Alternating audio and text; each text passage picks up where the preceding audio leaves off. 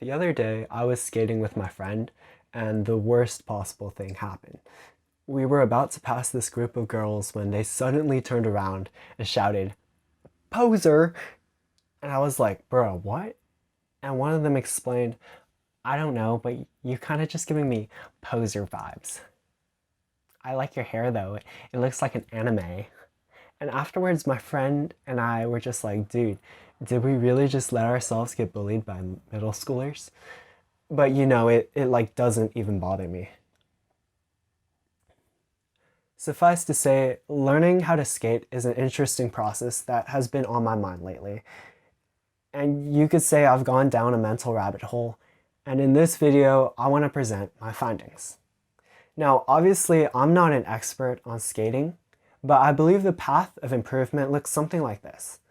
While most people think that learning a skill is linear growth, I believe it's more logarithmic, in that early on you learn the basics, and then much later, that push for mastery and growth comes in smaller and smaller increments. Like on a test, you can study the basics for 30 minutes and clutch a C. But if you want that A+, you gotta study for hours and hours, covering every single detail. Similarly, in skateboarding, you learn so many important things in the beginning. How to balance, push, stop, and turn. And in a few months, you can skate decently well, able to cruise around and not make a fool of yourself. For those who want to be the best in the top 99%, it may take several more years to master all the challenging tricks.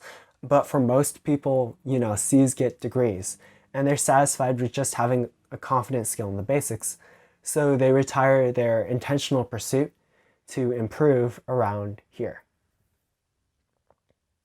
What's even more fascinating is when we compare this graph of growth to the graph of struggle experienced during the process.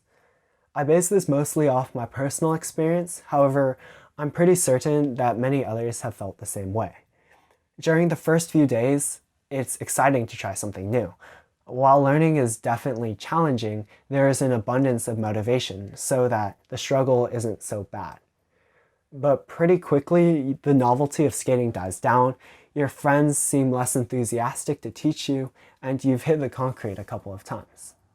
And the happiness you derive from skating starts to fall as well. The struggle gets real, and this is where many people give up. But for those who persist, who force themselves to practice in abandoned parking lots so that others don't see them, slowly but surely those people start to improve. It all starts coming together, and eventually you reach this point where you don't have to worry so much about falling over, and you can appreciate the rush of wind as you skate, stand confidently on your board, and enjoy the fruits of delayed gratification. The struggle is finally lower than when we started, and the happiness is higher. And for those that really love skating, the happiness may continue to grow at a slight incline from there on out. Yet for myself, like many others, I chose to stop after getting the basics down, because my derived happiness has pretty much plateaued. I have arrived at my goal from the outset, to just be able to cruise around with my friends and only get called a poser occasionally.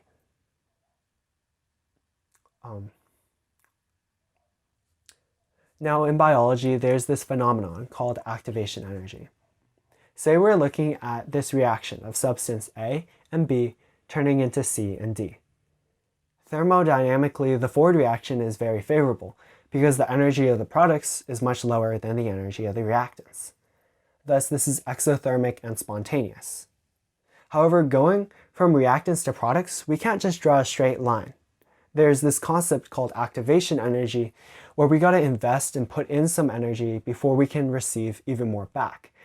And so we have this hump that we gotta get over if we want this reaction to take place. While usually this concept is applied to chemical reactions, I think it has application to real life when learning new skills, especially heavily self-taught ones. If given the choice between being not able to skate versus able to skate, I'm pretty sure most people would choose the latter. You could say that learning to skate is a thermodynamically favorable reaction. However, what hinders most people from learning is the high activation energy, those painful weeks where it's a lot of falling down and embarrassing yourself. Most people don't want to master skating, they just want to get over that hump and acquire the basic skills, because for most people that payoff is always worth it. However, it's just that hump that discourages people from trying to learn. And it's the same with many other self-taught skills.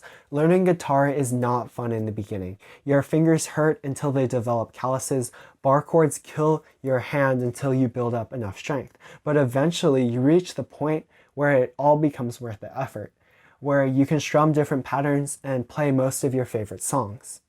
And yeah, you can try to become a guitar expert and teach yourself all the music theory, but most people are already satisfied at this point and will stop trying to intentionally improve and just plateau in derived happiness. Also, learning how to video edit shares a similar graph.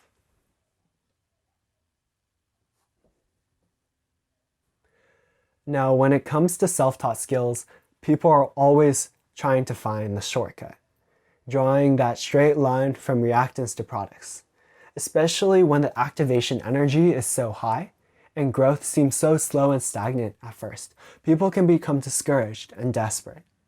It's at this moment where masterclass swoops in, as well as entrepreneurs and social media influencers who have created their own personal courses.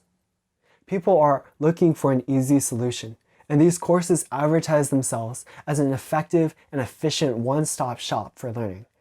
However, for many of these skills like skateboarding, guitar, filmmaking, coding, writing, the only way to get better is pushing yourself through the pain, personal experience, learning from personal failures and triumphs. Sure, quality instruction helps, but it plays a much smaller part than most people realize, and often you can find just as good information for free on YouTube. In my opinion, masterclass and the like are kind of troll, because often the person drops $90 on a course, which causes them to feel committed to learn, so they put in a lot of time and effort to practice, which becomes a self-fulfilling prophecy, and they master the skill not so much because of masterclass, but out of pure grit. Or the person drops 90 and naively thinks that a one-time impulsive decision will translate into a lasting commitment, and really they just end up wasting that money. So if you ever buy a Tony Hawk's class, I won't judge you. I mean, these people on YouTube say that masterclass is worth it.